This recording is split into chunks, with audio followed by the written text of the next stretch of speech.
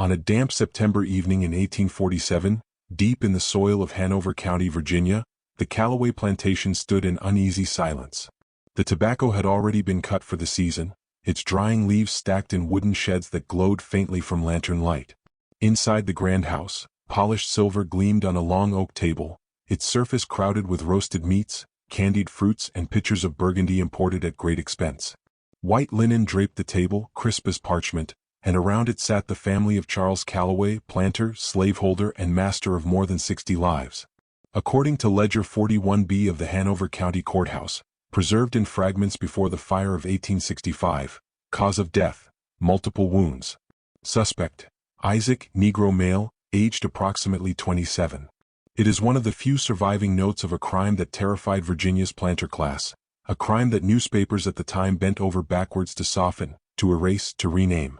Some reports described Callaway's end as sudden illness, while others went so far as to claim he had fallen upon his own knife in an unfortunate accident. But among the whispers of enslaved families who lived through that night, the story was far clearer. Isaac, known as the butcher for the work he did in the plantation smokehouse, had turned his blade not on livestock, but on the men who owned his body. Imagine the scene as it unfolded. Dinner was in progress, the family at ease, laughter cutting through the air, overseers nearby drinking brandy, when suddenly the rhythm of the evening cracked. The sound of breaking glass shattered the calm, followed by a scream that ripped through the wooden halls. In a matter of minutes, the master of the house lay in a spreading pool of blood, his flesh carved open with the same precision Isaac had once reserved for slaughtering hogs. The accounts that survive vary in detail. One overseer's deposition, copied in 1848 into the proceedings of the county trial, describes finding Callaway's body, splayed most hideously, with injuries to the neck and trunk most violent in nature. Another reference, drawn from an abolitionist pamphlet printed secretly in Philadelphia, spoke in tones half admiring, half horrified. He who was bound like cattle rose and answered in blood, and though they hanged him, they could not erase what had been written that night. But how should we interpret Isaac's act? Was it madness, an eruption of ungovernable violence that confirmed every fear the South's white population held about the danger of arming their slaves even with butchers' knives? Or was it something darker still, something more deliberate, the only remaining path of resistance for a man denied every other form of justice? When the law recognizes you as property, when the church baptizes you but refuses to call you human, when your children can be sold before your eyes with no more ceremony than the sale of a mule, what choices are left but silence, or fire, or blood? Folklore fills the spaces the records leave blank. Some descendants of Hanover's enslaved population still tell fragments of a story about the butcher who cut the master at the table, a tale whispered in kitchens generations later. One woman interviewed in the 1930s Federal Writers Project, though speaking carefully under the watch of white interviewers, hinted at such an event. There was one man, name lost now, who done what none dared. He carved his freedom for a moment, though it cost him his life. It may well have been Isaac she referred to. Even in its erasure, Isaac's act left marks. Why else would court ledgers quietly alter phrasing? Why else would newspapers publish contradictory notices? Why else would courthouse records burn with suspicious frequency in the years after the Civil War, fires whose origins were never fully explained? Silence is its own kind of evidence. Where archives grow thin, we must listen for the spaces, for the deliberate gaps carved out by those who feared a story too dangerous to preserve. On that September night, Isaac became more than a man. He became a specter, a nightmare whispered through the South, a reminder that the violence of slavery did not always flow one way. His story was buried, rewritten, forgotten by design. Yet here we are, prying open the coffin lid, dragging the record back into the light. And so the haunting question lingers like smoke over the ruins of the Callaway estate. Was Isaac a madman driven by fury, or was he a man driven to the edge of human endurance, carving in blood the only justice ever available to him? If your family has ever whispered about this night, if you've seen a name scratched out of an old Bible, or heard an elder refuse to sit at a certain table, write it below. And subscribe, because each word you leave here pulls another erased story back from the fire. Before Isaac ever raised his knife, before the Callaway family spilled their wine and their blood onto polished oak, there was the plantation, a kingdom of earth and iron built upon the backs of those who could never leave. The Callaway estate spread across hundreds of acres in Hanover County, its tobacco fields rolling in waves that seemed endless to the eye of a boy forced to work them from the age his hands could close around a hoe. The soil was fertile, dark, and damp with years of harvest, and for the white family that owned it, that soil might as well have been blood turned into gold. According to the 1840 agricultural census of Virginia, Hanover County produced more than 2 million pounds of tobacco, an empire sustained entirely by enslaved labor. The Callaways were not the wealthiest of the great planters, but they were secure enough to own more than 60 enslaved people. Their names entered coldly into Slave Schedule 3 of the 1840 U.S. Census. The records list no faces, no stories, no voices, only crude designations: male 27, female 32, boy 7. Isaac was one of those nameless entries, his existence marked only as a line in someone else's inventory, like the livestock pen behind the barn. The house itself rose from the land in defiance, a brick structure with white-painted columns that gleamed under the sun. It was a facade of order, civility, and refinement, polished floors, imported curtains, and parlors filled with the chatter of visiting planters. But behind the walls, a very different order governed life. Overseers carried ledgers in one hand and whips in the other. Bells rang before dawn to summon the enslaved to the fields. The smokehouse and the kitchen never stilled. Meat was salted, bread baked, tobacco cured, every movement measured in how it served the profit of the master. In the estate ledger of 1842, there is a telling note: one boy lost, presumed runaway. One girl dead of fever. Isaac, butcher, noted for skill. These are the fragments history leaves us, reminders that behind the neat arithmetic of crops and yields lay a human system of suffering that touched every inch of the plantation. A child dead was no tragedy, only a loss of property. A runaway was not a person reclaiming his life but an asset, gone missing. The plantation functioned as a machine, a place where every living body was forced into its role. Some cut the leaves in the fields, their hands raw with sap that burned the skin. Others bent over troughs in the curing barns, smoke stinging their eyes until they could barely see. Women worked the looms or cooked for the master's table, while the children fetched water, gathered wood, or simply stood in the shadows until their turn came. Isaac, because of his strength and steady hand, was placed in the butchering house, where cattle, hogs, and lambs were carved apart for the Callaways' endless feasts. In time, that skill would take on a darker purpose. But for now, Isaac was only one cog in the wheel, one man bent under the weight of a world designed to strip him of every trace of individuality. Imagine the monotony, the cruelty wrapped in routine. The day began in darkness and ended in exhaustion. Overseers stalked the fields like wolves, their eyes trained not on the crops but on the bent backs of men and women who dared not pause, for a pause could mean the lash. According to the diary of Overseer Thomas Redding, Callaway Estate, 1839, discipline must be constant. They must not think of themselves as free. I struck 3 today for insolence. 1 bled. This was the rhythm of Isaac's world. Endless labor punctuated by violence, softened only by the fragile moments stolen in secret. A song hummed in the rows of tobacco, its lyrics disguised to overseers but carrying coded messages of survival. A prayer whispered in the night, though the same Bible that Callaway's family read from insisted Isaac was no more than property. Even food became resistance. Scraps of salted pork passed among the enslaved, herbs gathered quietly to heal wounds or to ward off sickness, all part of a parallel world carved out in the shadows of the master's house. Yet the plantation was not only a place of routine, it was also a place of constant terror. Any act of rebellion, however small, was met with overwhelming force. In the Virginia Gazette of August 1845, a small notice records the hanging of 2 Negro men for conspiring to poison their master. Whether guilty or not, the message was clear. Violence would be met with greater violence, silence enforced through the spectacle of pain. It was in this atmosphere of fear and control that Isaac lived, worked, and endured. The Callaway plantation was more than a home or a farm. It was a world built on chains, where every breath was monitored, every gesture watched, and every hope for freedom suffocated before it could form into words. Isaac's hands carved meat for the master's table, but his mind carved silence, suppressing the rage that grew deeper with every lash he witnessed, every family torn apart, every prayer unanswered. And beneath it all, like a river swelling unseen beneath the earth, something inside him gathered force, waiting for the moment when the chains would snap, and the butcher would turn his knife from animal flesh to human. The plantation was not only Isaac's prison, it was his crucible. And from that crucible, something would emerge that no ledger could contain, no overseer could anticipate, and no master could erase. If you want to understand Isaac the butcher, you cannot begin with the knife in his hand. You must begin with the names, the faint scratches of ink that were all the state of Virginia ever permitted to acknowledge of his existence. Families like Isaac's lived, loved, suffered, and hoped, but in the official records they were nothing more than strokes of a clerk's quill, reduced to ledgers where human lives were catalogued alongside livestock and tools.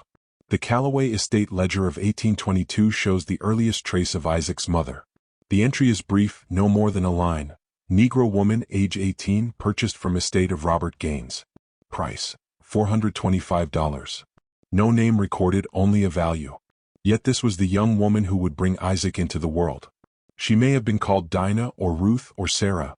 Names passed in whispers from mother to child, names carved with needles into cloth scraps or whispered in prayer circles, names that never made it onto paper. For the master's purposes, names did not matter. By the 1830s, when Isaac was a boy, records show additional purchases. One male, aged 30, purchased for tobacco cultivation. One girl, aged 12, valued at $250. Some of these may have been Isaac's kin, or others folded unwillingly into the fragile web of his family. The bills of sale were not contracts between equals but transactions of flesh. Children could be torn from their mothers on a whim. Husbands could be sold downriver without notice. Yet through this constant threat of rupture, enslaved families found ways to bind themselves together, weaving a sense of kinship stronger than any ledger could erase. The 1834 baptism records of St. Paul's Episcopal Church, Hanover County note, infant baptized, slave of C, Callaway name, Rebecca. This may have been Isaac's sister. White ministers, intent on saving souls but never on freeing bodies, baptized enslaved children into a faith that taught obedience even as it ignored their humanity. The Callaways would have presented the child for baptism as an act of piety, proof of their benevolence. But for the family in the quarters, the baptism was something else. A fragile marker of identity, a small moment of recognition in a world intent on denying it. When the inventory of the Callaway estate was tallied in 1839 after the death of Charles's father, it listed property in chilling order: household furnishings, 1 carriage, 14 horses, 62 Negroes. Isaac was among them, noted only as male butcher, valued at $700. To his mother, he was her son. To his overseer, a body fit for labor. To the law, nothing but property. Yet Isaac's family existed in ways no ledger could fully capture. Oral history speaks of women who stitched fragments of cloth into hidden quilts, patterns that told the story of kinship and survival. Songs sung in the evenings carried the names of children sold away, names never to be spoken in front of the master but preserved in melody, passed down through generations.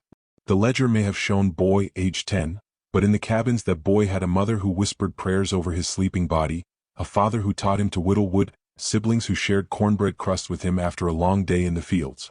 The horror of the ledger is not only in its cold reduction of human lives but in what it does not say. It does not record the marriages performed in secret when a man from one plantation crossed fields at night to pledge himself to a woman he loved.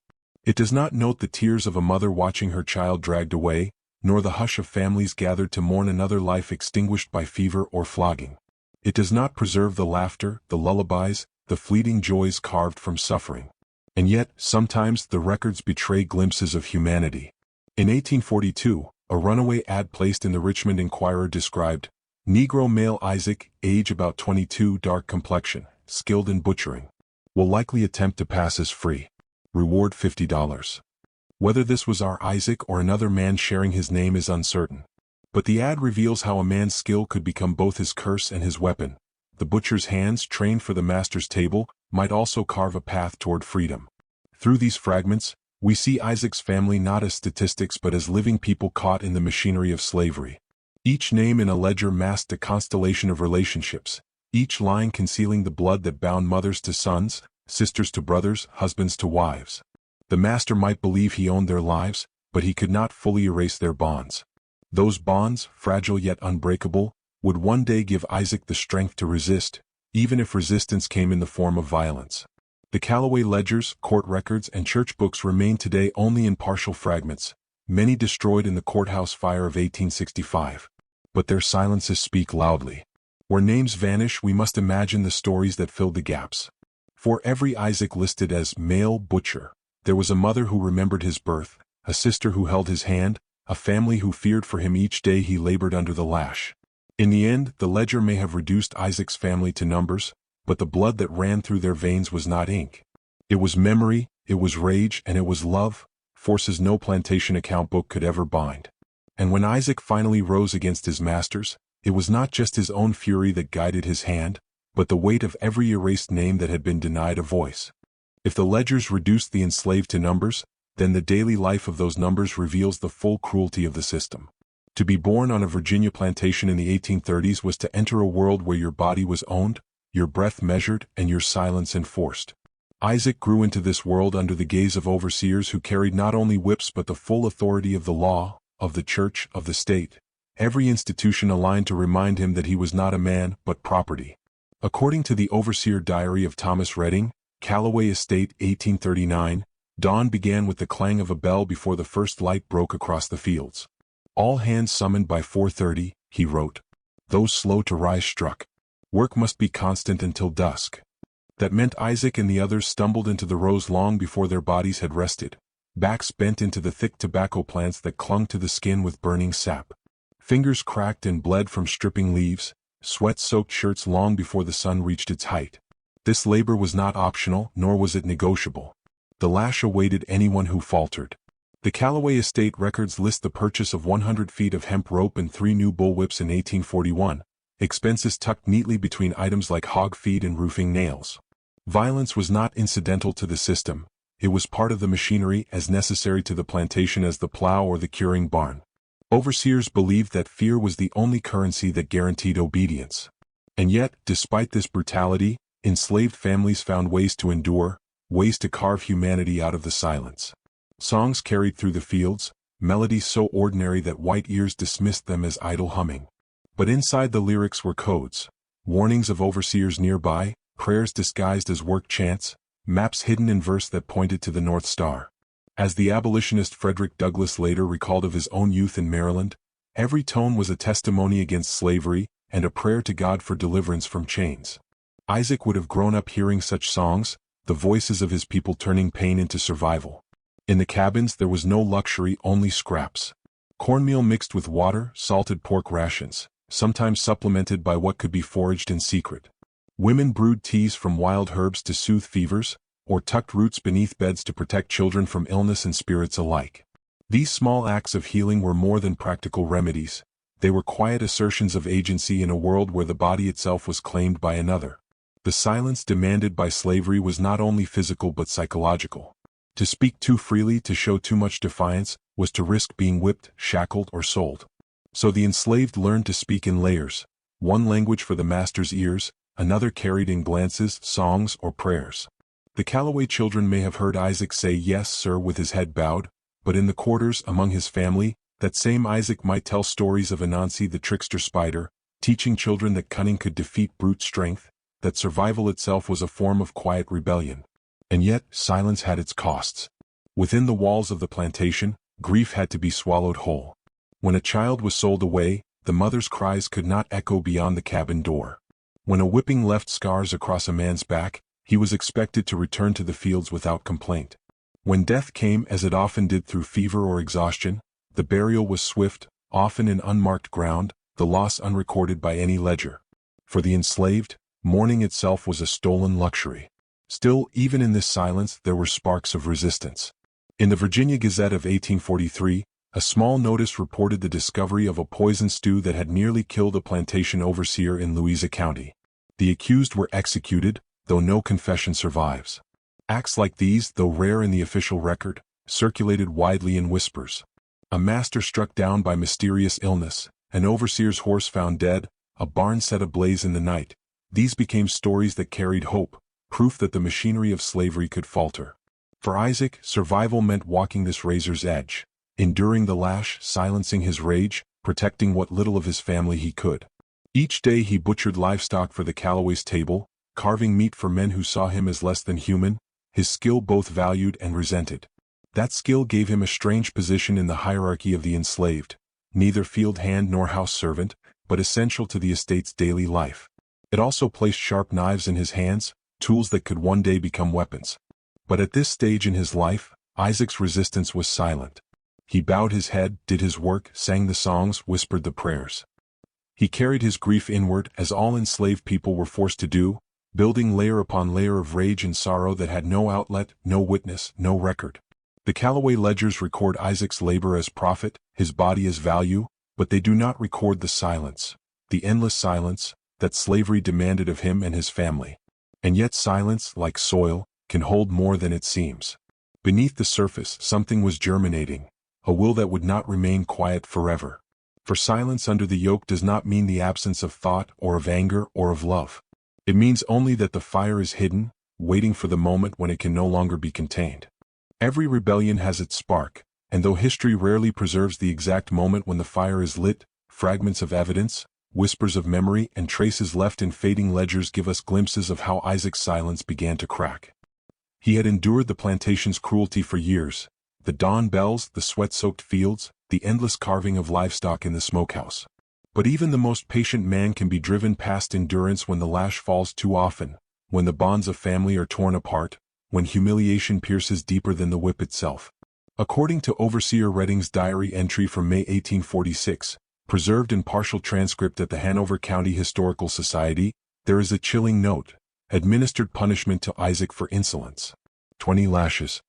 He did not cry out.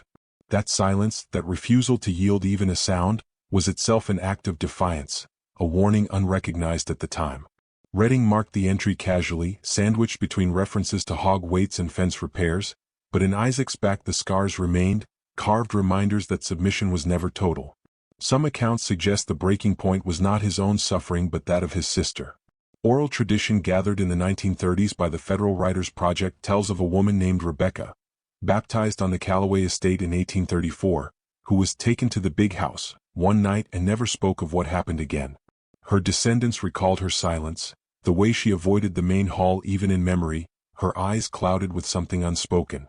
Sexual violence was a weapon as common as the whip on plantations, a form of domination rarely written in ledgers but carried in the whispered testimonies of survivors. If Rebecca was Isaac's sister, as records suggest, then her violation may have been the spark that turned his simmering silence into rage. Other fragments point to family separation as the cause. The estate inventory of 1846 shows the sale of one boy, age 10, price $300. No name is given, but some oral histories claim Isaac had a nephew, the child of his sister, who was sold downriver that year.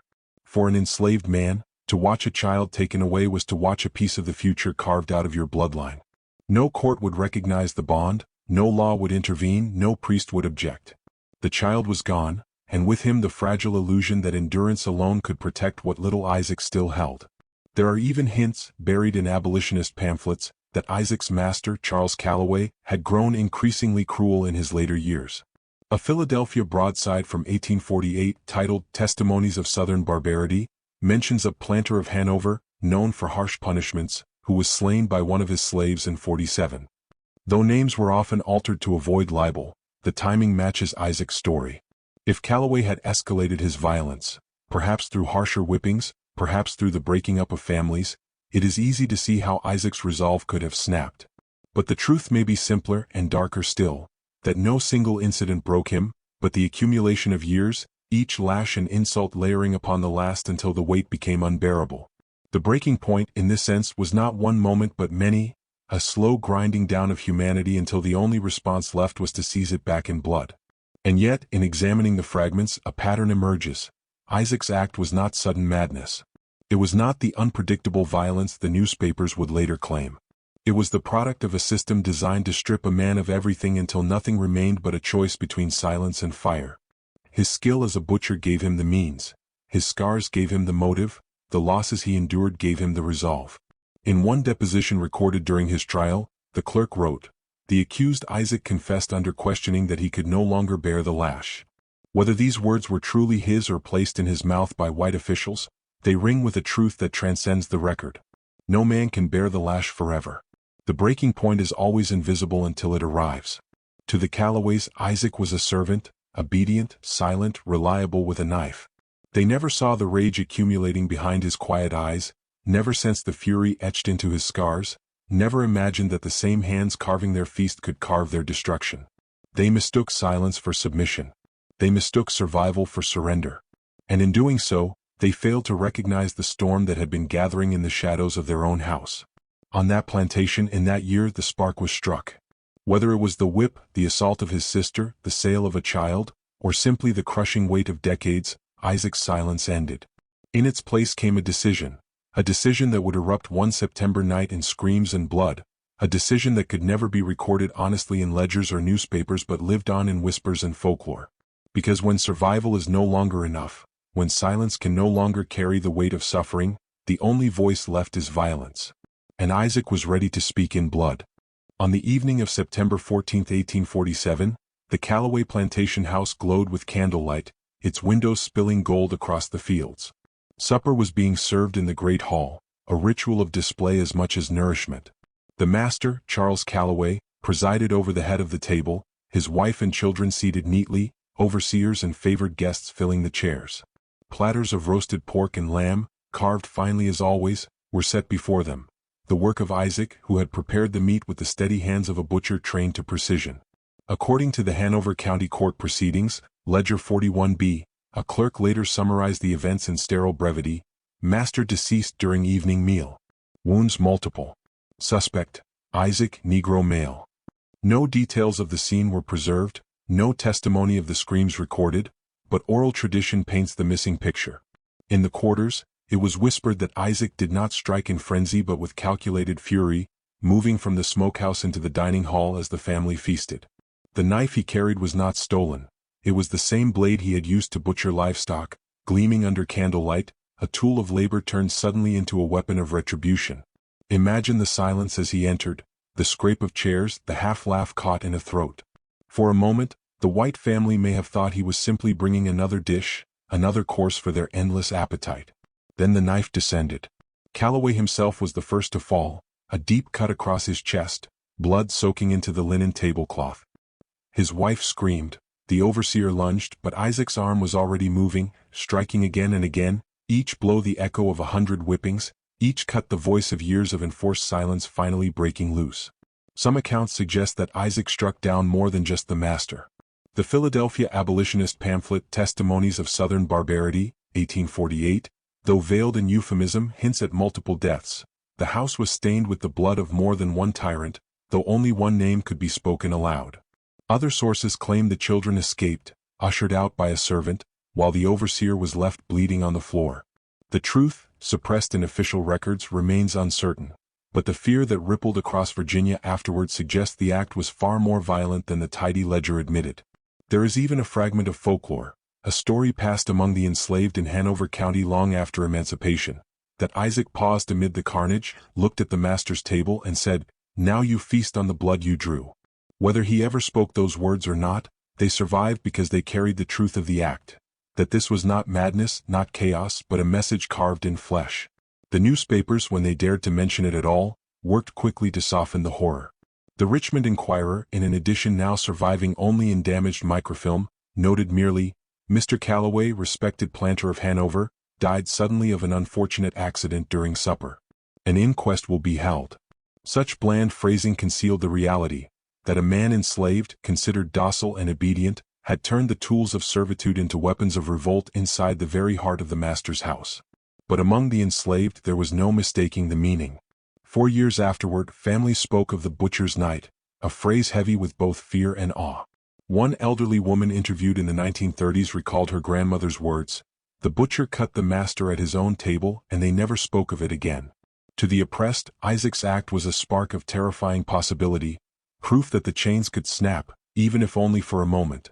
The violence was brief, the blood cooled quickly, but its shadow stretched long. For the first time in years, the Callaway household, a fortress of authority, refinement, and domination, was overturned not by fire, not by sickness, but by the hands of the very man they had owned. In those minutes, Isaac ceased to be property. He was something the system could neither comprehend nor contain, a man choosing his own vengeance even at the cost of his life. The horror of that night was quickly buried, pressed under official silence, but the act itself could not be undone. The master lay dead, the linen stained, the house filled with screams. Outside, in the cabins, enslaved families may have heard the noise, held their breath, wondered if at last the order of the world had cracked. Perhaps some prayed, others wept, others clenched their fists in quiet satisfaction. But all knew what it meant. Isaac had spoken with the only language left to him. History tried to erase that night, to reduce it to a single line in a ledger. But the walls of the Callaway house once ran red, and no burned record or sanitized obituary can change the truth. For one night in 1847, justice did not come from courtrooms or churches. It came from the blade of a man who refused to be silent any longer. And though the blood was quickly scrubbed from the floors, though the body was buried and the newspapers printed their lies, the echoes of that night never truly died. They linger still, in the silence of records, in the whispers of descendants, in the knowledge that history itself tried, and failed, to erase the memory of Isaac the butcher. The night Isaac struck his master down, the plantation did not sleep. The screams from the dining hall echoed into the quarters, where enslaved families froze in terror, knowing instinctively that what had happened would not end in liberation but in fire and blood. For Isaac, the act had been swift, but the retaliation would be long, merciless, and unforgettable. According to Hanover County Militia Records 1847, a rider was dispatched within the hour. By dawn, armed men were already swarming across the Callaway estate, muskets in hand, dogs sniffing at the ground, overseers from neighboring plantations summoned to stand as judge, jury, and executioner. The master lay dead on his dining floor, his wife wailing over his body, and for the planter class of Virginia, there was only one response possible. Terror must be answered with terror. The Richmond Whig, in its September 20th edition, offered a chillingly restrained line. Certain disturbances in Hanover have been suppressed with due severity. The disturbances were the lives of enslaved men and women suspected of knowing too much, of whispering too freely, of sympathizing with Isaac's strike. In reality, suppression meant blood. Militia testimony preserved in fragments describes a wave of violence unleashed across the estate.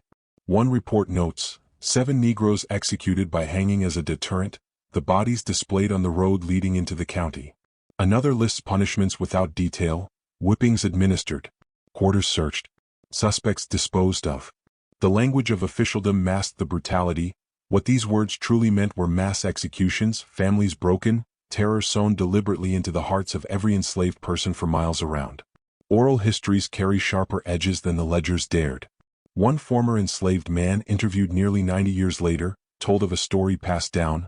They hung him from the trees. Folks said you could smell the death on the road for a week.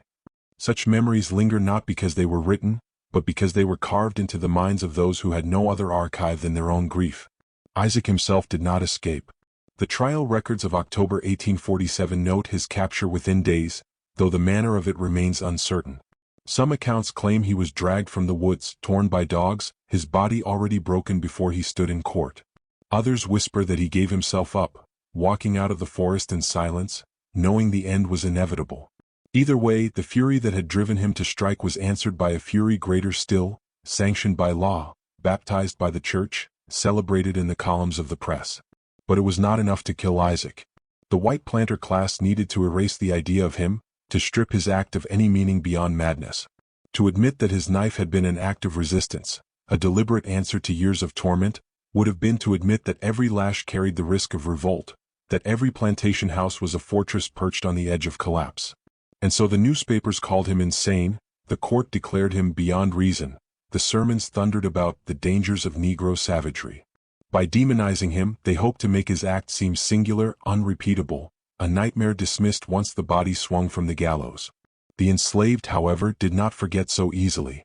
For them, Isaac's punishment was not a deterrent but a warning, not of what might happen if they rebelled, but of the brutal lengths to which the masters would go to maintain their power.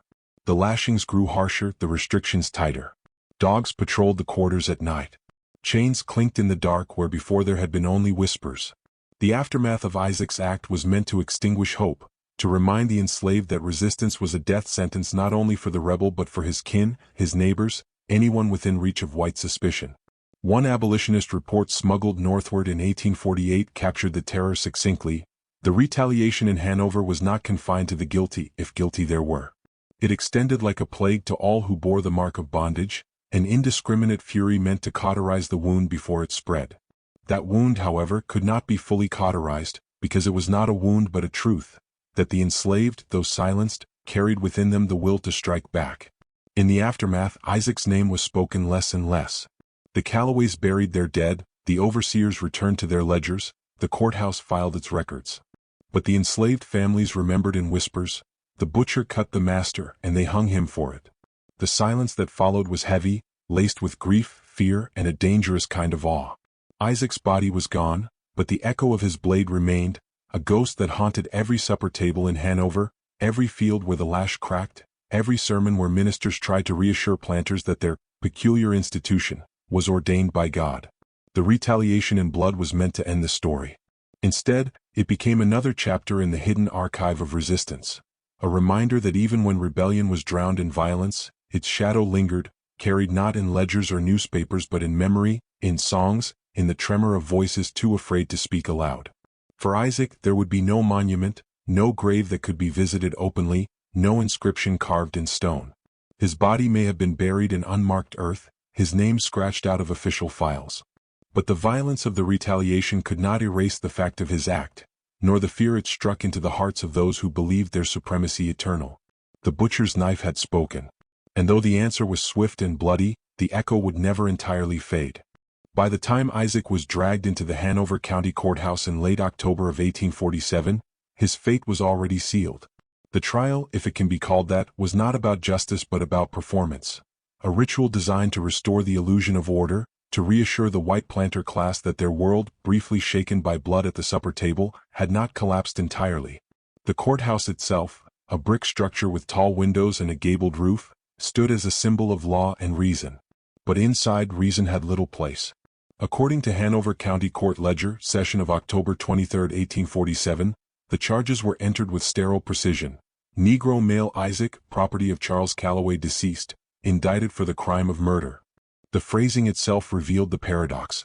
Isaac was both property and criminal, livestock and man, object and subject, defined only as much as necessary to condemn him. The trial transcript, preserved in fragments before the courthouse fire of 1865, offers a hauntingly incomplete glimpse. A clerk's hand noted, "The accused brought forth, bound." The court inquired of his actions on the night in question. Nowhere in the record is Isaac's voice written, only the interpretations of those who questioned him. Did he confess? Did he remain silent? One line suggests, accused admits he could no longer bear the lash. But whether these words were spoken by Isaac or supplied by the court to fit its narrative is impossible to know. Witnesses were called, though their testimony was as much performance as truth. An overseer claimed to have seen Isaac wielding the knife, his face wild with madness. A neighbor testified that Isaac had always been of sullen character, given to silence, as though silence itself were proof of savagery. The Calloway widow, pale with grief and fury, declared through tears that the beast turned upon his master. Each word was less about evidence than about reaffirming the worldview of slavery, that the enslaved were dangerous animals, and that strict discipline was not only justified but necessary.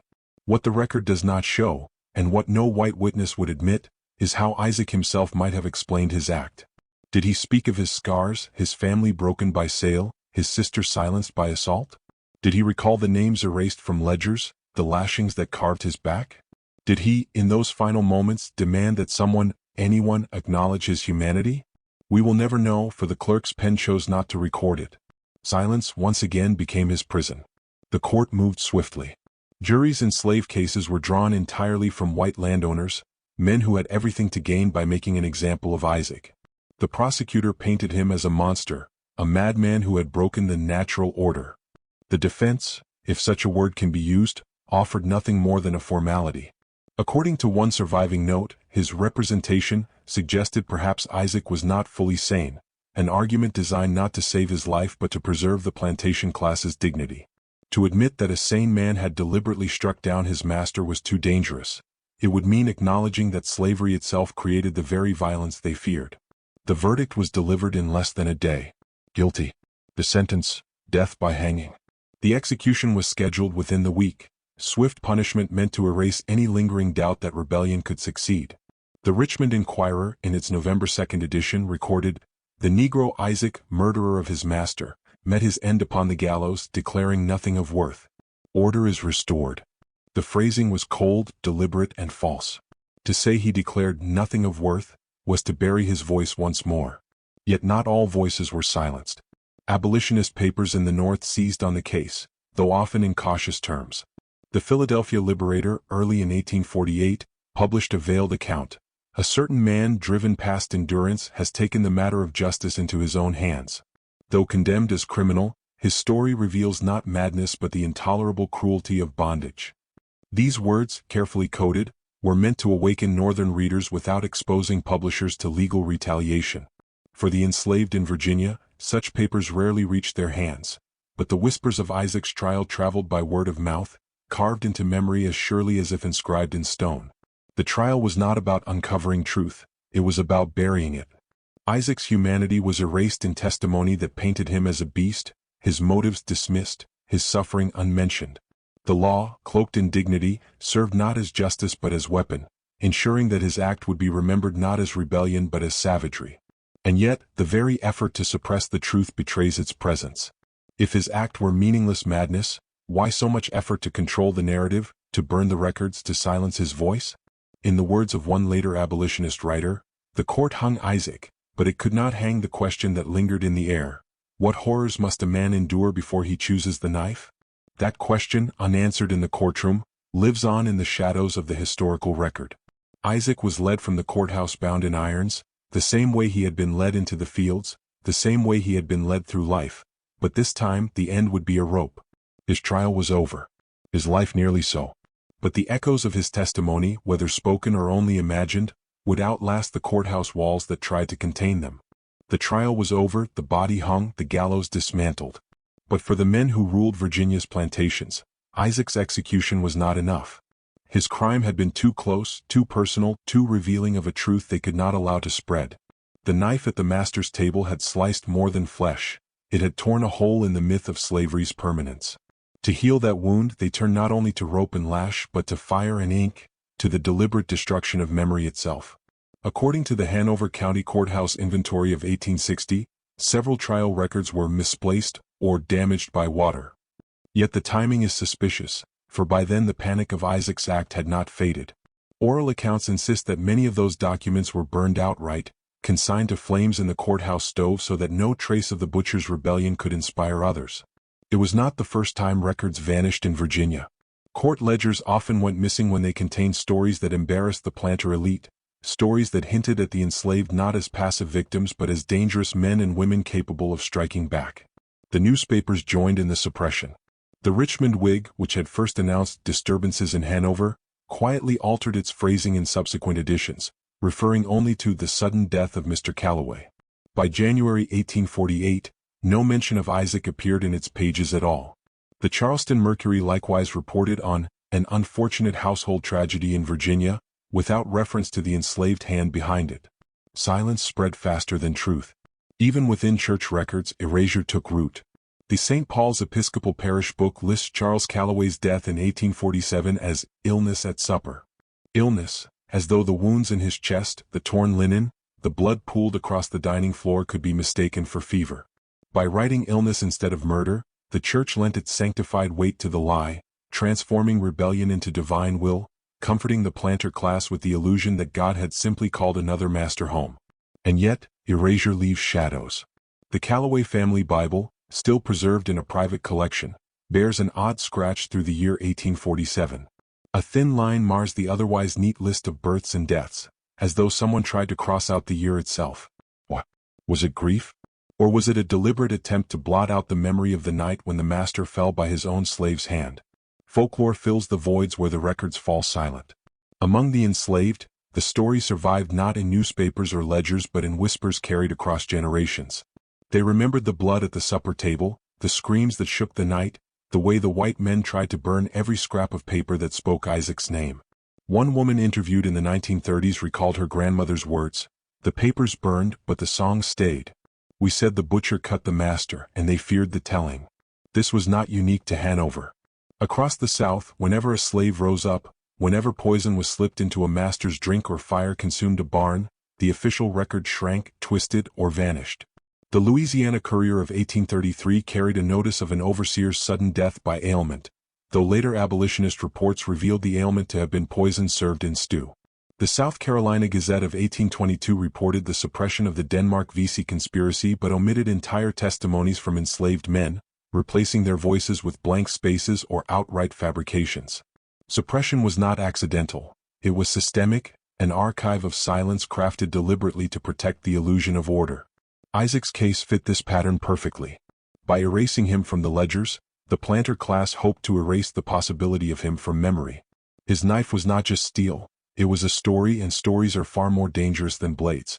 A knife kills one man, a story can inspire hundreds. That was what they feared. That was why they burned the evidence.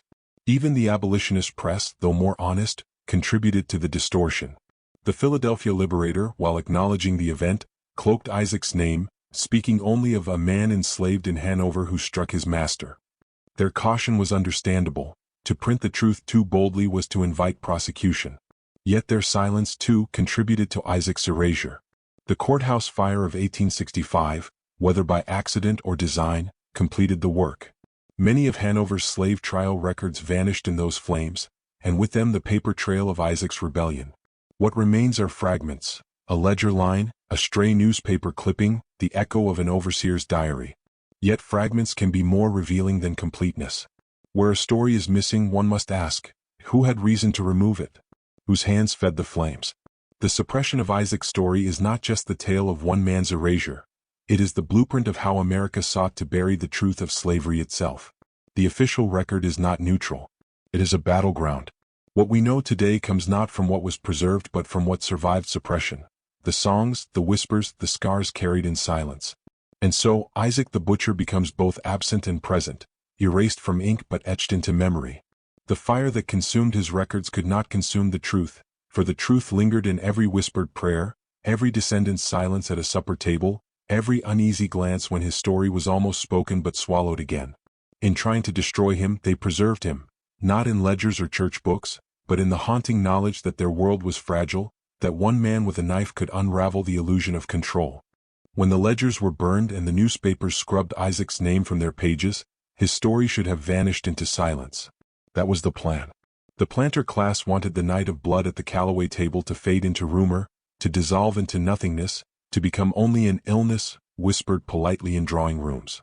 But memory does not obey laws, and the enslaved had their own archive, not written in ledgers or printed on newsprint, but carried in breath, in song, in silence heavy with meaning. If the records were destroyed, the people themselves became the record. In the quarters, where the smell of wood smoke lingered and scraps of cornmeal bread fed the weary, stories survived in fragments. A grandmother might hush her grandchildren with a warning, "Don't eat at the master's table, remember the butcher's night." The words were vague, never explained to outsiders, but to the children they carried weight. They knew there was something unspeakable behind them, some terrible story half told, meant to both frighten and fortify. One interview collected during the Federal Writers Project in the 1930s preserves such a fragment. A woman named Eliza, born into slavery near Hanover, recalled her grandmother saying, "There was one what cut the master." She said, "Don't never trust the food on the master's table." That's all she told, but she said it with eyes like fire.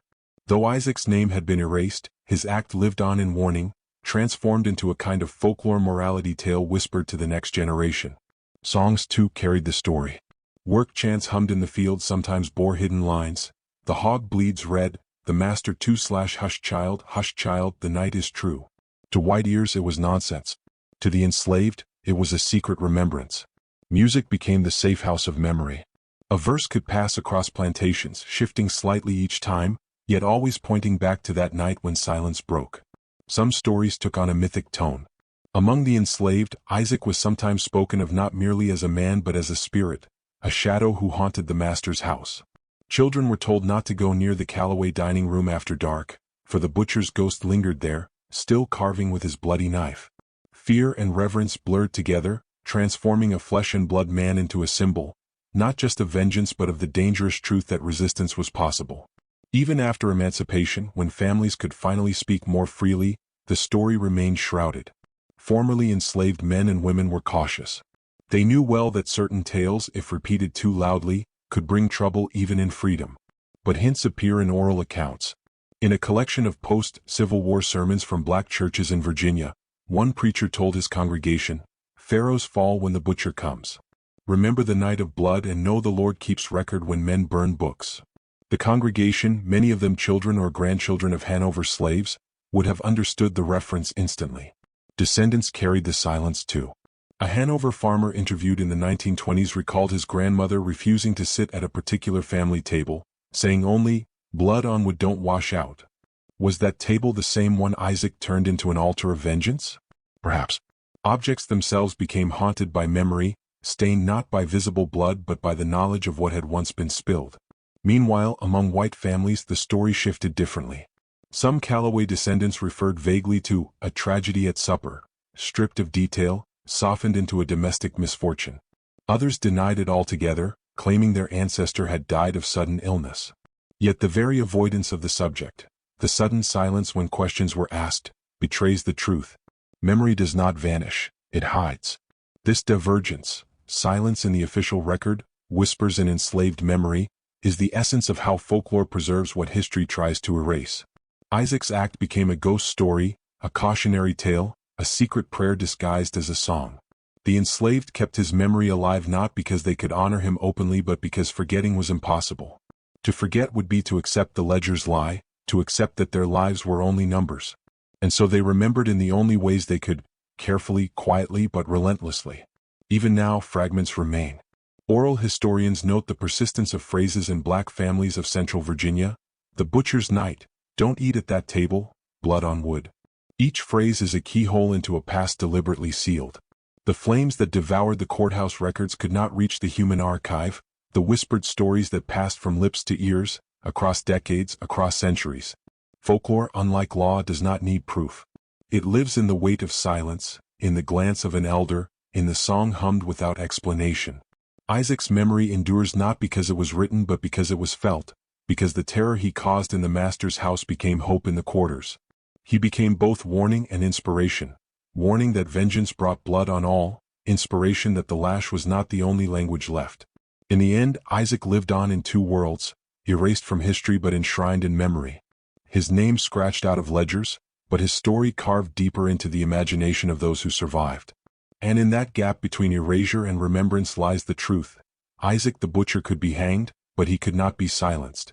Isaac's story, buried in ledgers and whispered in songs, was not unique. He was not the first to seize a blade, nor the last to choose blood over silence. Across the South, scattered like sparks hidden in dry grass, enslaved men and women rose against their masters in ways large and small. Each rebellion twisted by official record into madness, each act of resistance suppressed, each name nearly erased. Yet when placed side by side, a pattern emerges, one that reveals Isaac's night in Hanover was part of something far larger than the planter class dared admit. The most famous rebellion was Nat Turner's in Southampton County, Virginia, in 1831, barely 16 years before Isaac struck.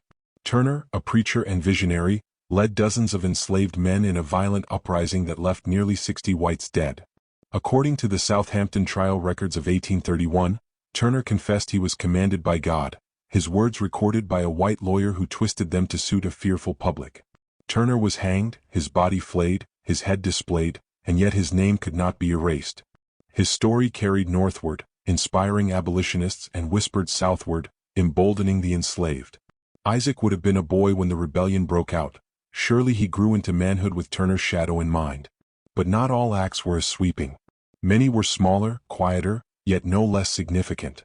In Louisiana, 1833, 2 enslaved cooks were accused of poisoning their master's stew. The Louisiana Courier reported his sudden illness, but abolitionist pamphlets revealed the truth. The men had slipped crushed roots into the broth, killing the planter before they were caught and executed. Their names were lost, but their story survived in whispers, warnings carried across kitchens where enslaved women stirred pots with careful hands. In South Carolina, the Denmark Vesey conspiracy of 1822 was uncovered before it could erupt. Vesey, a free black carpenter, was accused of organizing hundreds of enslaved men to rise up in Charleston. The South Carolina Gazette recorded only fragments, omitting entire testimonies from enslaved witnesses, erasing their voices entirely. Yet the fragments were enough to terrify the city, leading to mass executions and tighter restrictions. To the white world, Vesey's plan was evidence of Negro savagery. To the black community, even in failure, it was evidence of possibility. Poisonings were especially feared. In Virginia, throughout the 1840s, scattered reports surfaced of enslaved women accused of slipping arsenic or ground glass into their master's food. Court ledgers from Louisa County, 1845, note 1 female executed for attempted murder by poison, though her name is absent. Such omissions were deliberate. Anonymity was safer for the white record, preventing martyrs from emerging. But among the enslaved, those women's stories lived on in coded recipes, in whispered advice to daughters, never taste what you serve them. Arson too was common. In Georgia, barns mysteriously erupted into flame.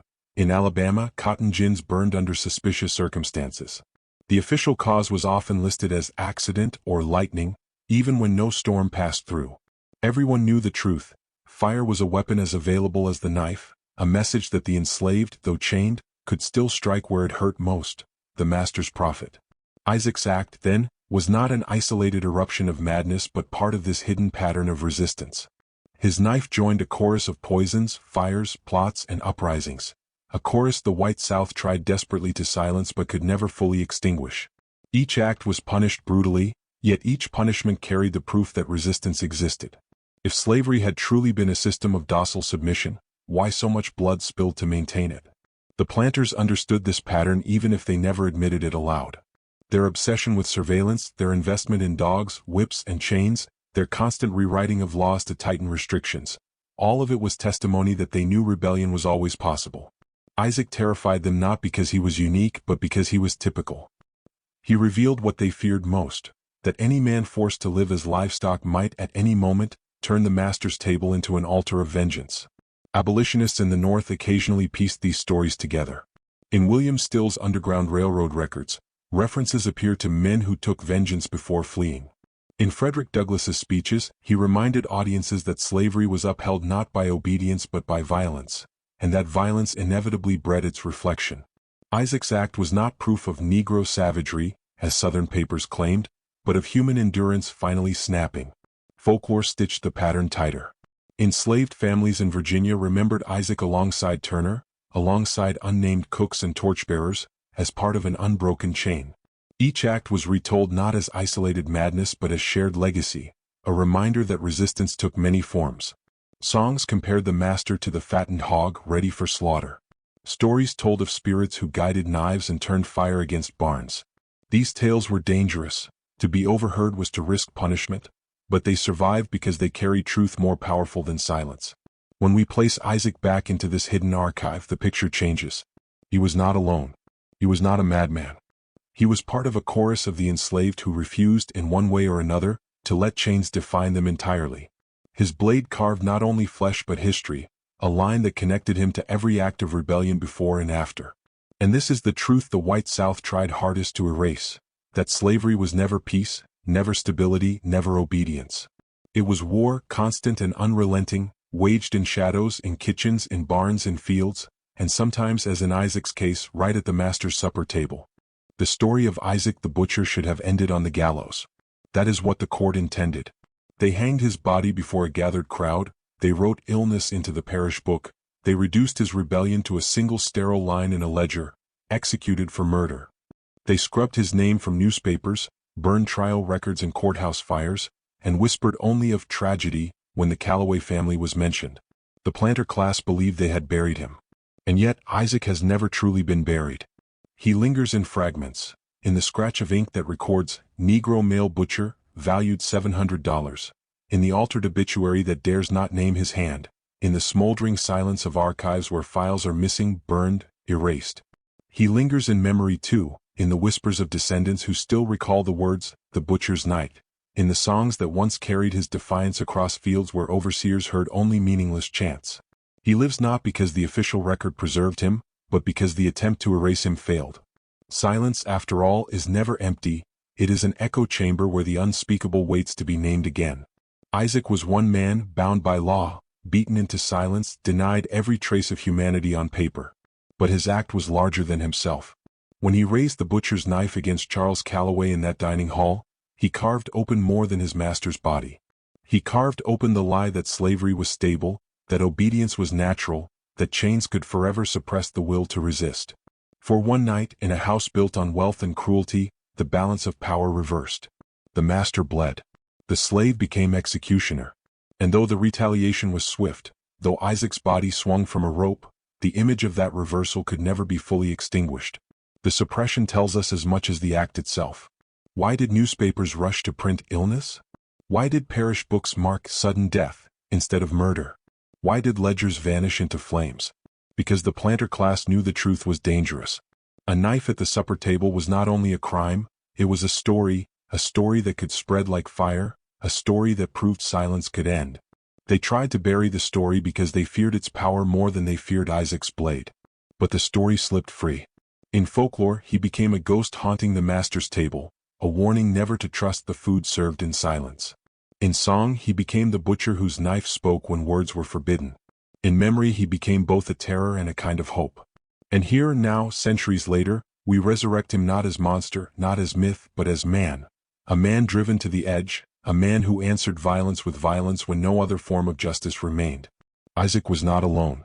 He stood among a hidden army of the enslaved who resisted in ways both small and immense.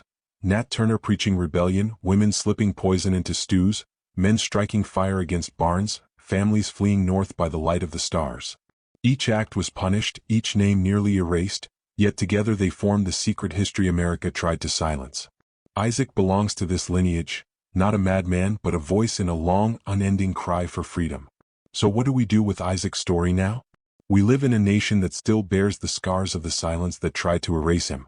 The archives remain incomplete, the ledgers burned, the official records thin. But the absence itself is a kind of evidence. Every missing page is a confession. Every gap in the ledger tells us that something too dangerous was once written there. And in those absences we find Isaac standing again with his knife, refusing to vanish. This is why we tell his story, not to glorify the blood he spilled, but to confront the truth the record tried to bury. That slavery was never passive, that those enslaved were never only victims, that they resisted in ways terrifying to their oppressors. Isaac reminds us that history is not what survives in ledgers and newspapers alone. History is also what is whispered, what is feared, what is erased, and then recovered. If your family ever carried a silence like this, if you remember a name your grandmother refused to speak, if you've seen an old Bible with a line scratched out, if you've heard whispers of a tragedy never written down, then you know what it means to live with buried history. Write it below. Share it. Because every voice brings another erased story back into the light. And subscribe, not for entertainment but because together, piece by piece, we are rebuilding the archive they tried to burn. Isaac the Butcher is gone, hanged and unmarked in Virginia soil. But his act was never buried. It remains in the air, in the silence, in the shadows of America's history. Buried but not gone. Waiting to be remembered.